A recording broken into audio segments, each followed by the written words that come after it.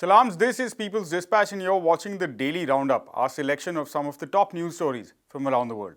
Here are today's headlines. Countries call for climate reparations at COP27. In Ghana, protesters demand the president's resignation over the economic crisis. In the United Kingdom, nurses vote to hold the biggest ever national strike. And Brazil, Indonesia and the DRC move to protect rainforests.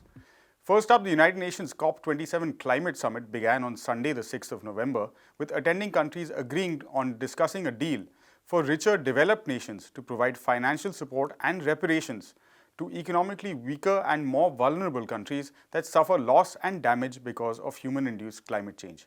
The 27th Conference of Parties to the United Nations Framework Convention on Climate Change, the UNFCCC, scheduled to last for 2 weeks, is being held in Sharm el-Sheikh in Egypt. The summit started late as various parties attending were engaged in intense negotiations and debate over the agenda items themselves. They eventually agreed to include loss and damage as an agenda item for the first time in the summit's history. So far in the past, developed nations who have historically polluted the most and contributed the most, therefore, to the climate crisis, have blocked any effort to include the subject of reparations. They have done so as it calls for them to pay financially, whether it's in terms of reparation or compensation to poorer nations who have suffered the worst effect of the climate catastrophe. Developing nations in the global south have been demanding discussions on the subject since as far back as the 1990s, when the summit first started taking place. Richer nations agreed to discuss the matter on the condition that it would not include compensation and liability as part of the agenda. Developments at the summit come just as the UN's weather and climate body, the World Meteorological Organization, in its annual State of the Global Climate report, said that the past 8 years have been the hottest on record. It also added that 2022 is on its way to become the 5th or 6th warmest year in recorded history. The report also noted that and issued a warning that the world is nowhere near its global target of limiting temperature increase to 1.5 degrees Celsius. UN Secretary General Antonio Guterres termed the revelations in the report as a distress signal for the planet and said that the report is a chronicle of ongoing climate chaos. Next up, thousands of Ghanaians staged demonstrations against the worsening economic situation and rising inflation in the country over the weekend in the Ghanaian capital, Accra. The protests demanded the resignation of President Nana Akufo-Addo over the economic crisis and were seen carrying banners and placards along with raising slogans calling for his departure. Additionally, they strongly rejected any financial aid or intervention from the International Monetary Fund, at a time when the government is reportedly engaging talks with the institution to secure further loans to be used to put off some of the worst impacts of the economic situation. Reports noted that consumer inflation in the country has reached almost 40%. That's the highest in 21 years. This has, of course, resulted in a steep increase in prices of food items, fuel and other essential commodities.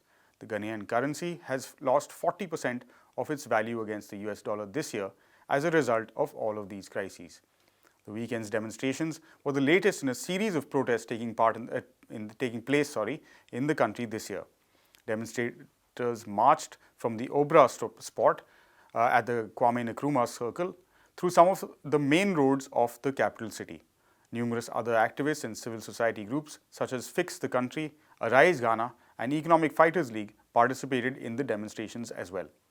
They were completely peaceful and leaders implored protesters to maintain and uphold peaceful and non-violent nature of the demonstrations. Reports noted heavy deployment of security forces, equipped of course with riot gear, in and around all protest locations. Nurses in the United Kingdom voted to go on national strike over low wages, the union said on Sunday, November the 6th. The strike, which is expected to take place just before Christmas, will be the biggest nurses' strike in the history of the National Health Service. According to reports coming in, nurses have been working for years at extremely low pay rates and have been demanding proper wage hikes in line with inflation levels in the United Kingdom.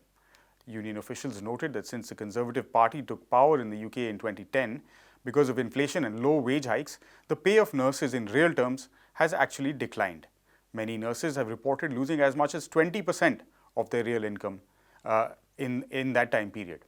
For the current year, nurses are demanding a wage hike of 5% plus the current inflation rate, which stands at about 12.5%.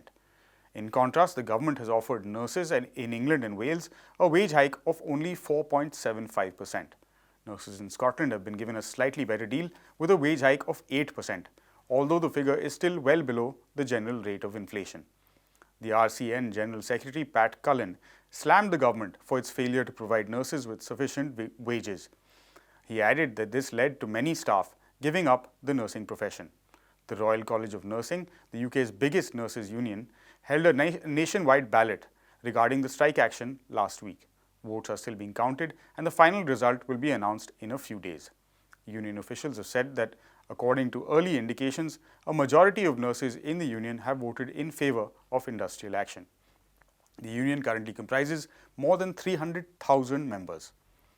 Additionally, another union called Unison is holding a vote separately for more than 350,000 NHS staff, including nurses, porters, cleaners and paramedics, to decide on strike action in England, Wales as well as Northern Ireland.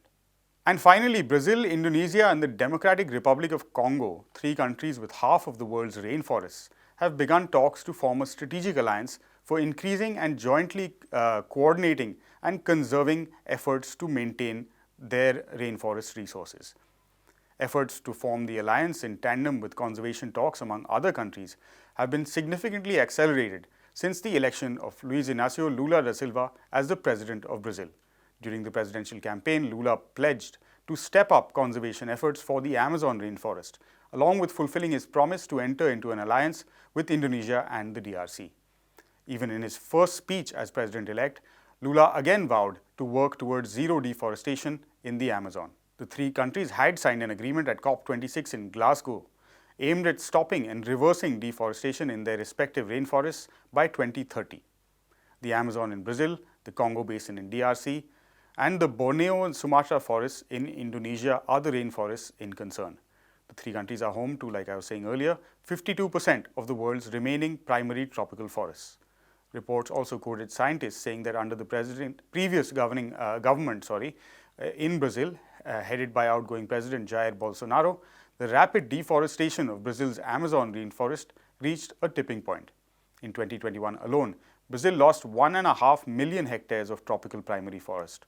Along with Indonesia and the DRC, Brazil is among the top 5 countries for primary forest loss in 2021, with over 11 million hectares of overall tree cover lost just in that 1 year. Lula's election is being hailed and welcomed by activists, environmentalists and scientists, in addition to other world governments, as a huge breath of relief and a historic opportunity for rainforest conservation. Since Lula's victory, Colombia has proposed creating an Amazon block at COP27. The Norwegian Environment Minister has announced the revival of a $1 billion fund that was abruptly suspended by Bolsonaro to protect the Amazon rainforest, and the Venezuelan President Nicolas Maduro at COP27 proposed the holding of a regional summit in Latin America to protect as well as regenerate the Amazon. And on that hopeful and optimistic note, we bring to a close this episode of the Daily Roundup. For more on these stories, as always, we encourage you to head to our website, peoplesdispatch.org, and please follow us on Facebook, Twitter and Instagram for regular updates. Thank you for watching. Goodbye.